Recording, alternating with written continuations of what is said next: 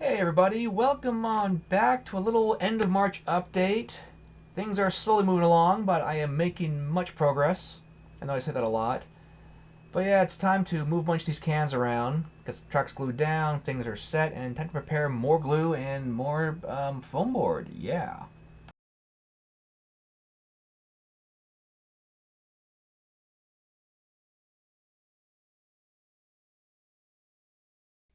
So after much thinking, I went ahead and I'm just going to leave this in here. I'm not sure what I'm going to do with it yet. Maybe have like a service fuel station here for diesels or something. Excuse me. Or just a place to put excess rolling stock out of the way for now. But yeah, this is going to get all glued in next. And then the fun part. Here's the fun part. I haven't glued this down yet because I want to pick up some track nails to tack this down and help pull this in place. Ah! Taffy! Don't claw my legs with any pants on. Say hello to this monkey. One of my two new babies. Yes! Ah, boy. Anywho,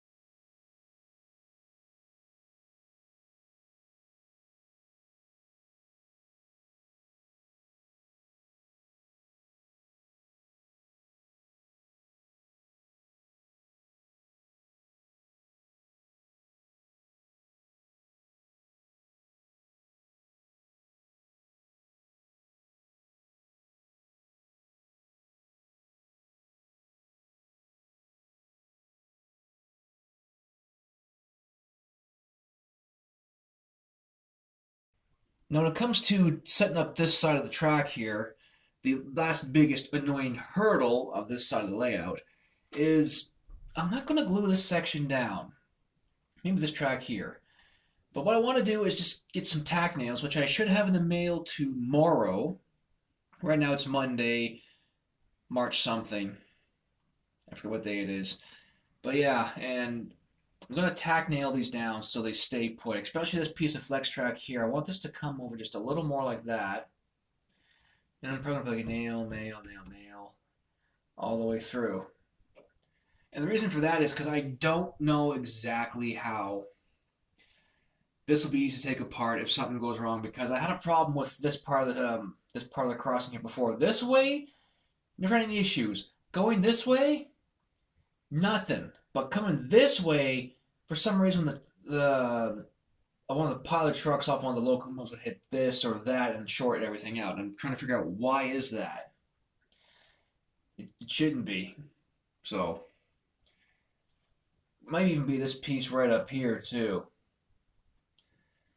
Anyhow, I'm going to leave this alone, and we'll go down to the other side where the bend comes off the lift out section, and I'm going to get started down there because for some odd reason this was shifted over way too much, so I'm going to shift everything back, but I'm going to do a track section at a time.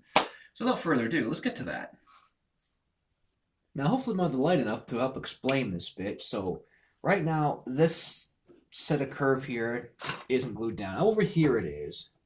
But I didn't glue this one down because it's having a bit of the same problem as on the across the other side of the table where these are kind of close together. Now, sadly, I already glued this section down, but at the same time, I want to make sure I have room for a bit of foam board detail. Yeah, I do plan to paint this plywood at some point, but this side is supposed to kind of represent like the Central North America in a way where there's a little more, um, well, in Canada it's all flat land, but some parts are going to be like a hilly area or a mountainous area, even in the States, and there's going to be some kind of mine shaft going on down there at some point, right? So I want to make sure I have enough curvature here to not eat my longest piece of rolling stock through, which is great. And then run a piece underneath here. All right, if I straighten this out a little bit. And then kind of help curve it just a little more, and then come down where I will straighten this out a little bit. And then once that's all set, I will go back to this one after some more thorough testing, and yeah, then kind of put a strip down here. I want to make this outside, or sorry, the inside line a little more away from this one here, so they both kind of like, they're not straight all the way through, but have like a little bit of curvature and sway and character. But because I don't have my track plans out, it's on my office PC, which is now in storage while I'm working on the floor at the other part of the house, I'm not too sure how much tolerance I can sway this section out. But for now, I'm going to get this in and we'll see what happens.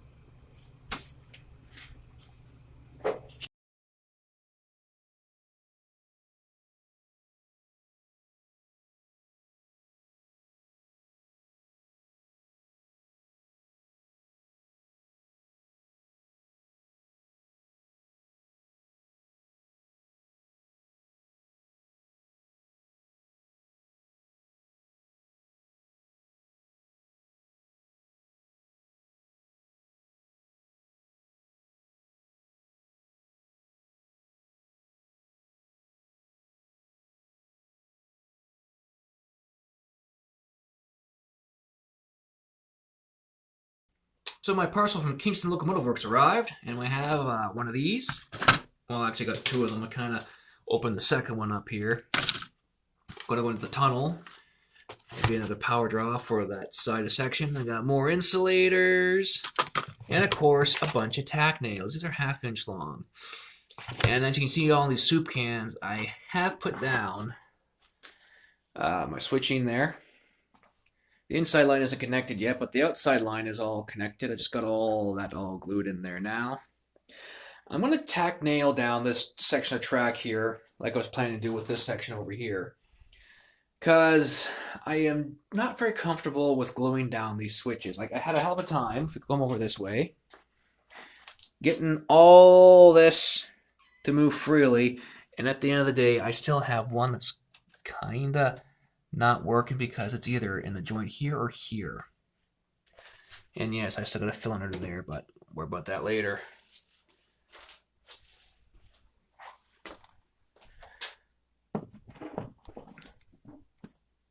So for now, whoop, get that to stabilize a little bit. So for now, I'm just going to move these cans out because they're holding the weight of this down to glue it in, but I want to get the tack nails in.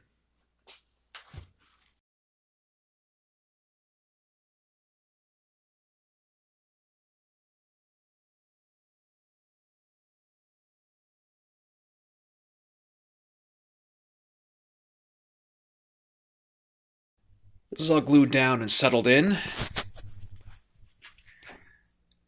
This is all done up. This side, of course, needs to be worked on.